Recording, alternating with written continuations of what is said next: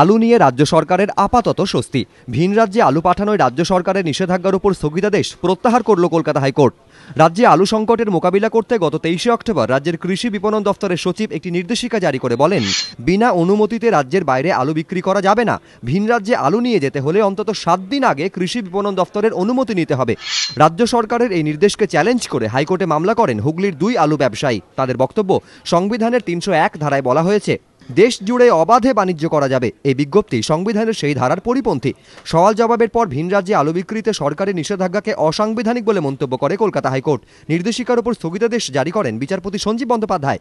এরপর সিঙ্গল বেঞ্চের রায়কে চ্যালেঞ্জ জানিয়ে কার্যনির্বাহী প্রধান বিচারপতি অসীম কুমার বন্দ্যোপাধ্যায় এবং দেবাংশু বসাকে ডিভিশন বেঞ্চে মামলা করে রাজ্য সরকার।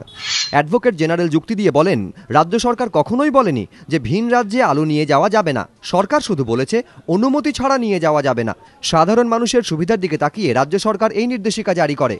এই বক্তব্য শোনার পর হাইকোর্টের সিঙ্গল বেঞ্চের স্থগিতাদেশ প্রত্যাহারের নির্দেশ দেয় ডিভিশন বেঞ্চ। যদিও মূল মামলার শুনানি চলবে বিচারপতি সঞ্জীব বন্দ্যোপাধ্যায়ের এজলাসে। ফলে ভিন রাজ্যে আলু পাঠাতে গেলে রাজ্য সরকারের প্রয়োজনীয় অনুমতি নিতেই হবে ব্যবসায়ীকে। ধ্রুবজ্যোতি প্রামাণিক, এবিপি আনন্দ, কলকাতা।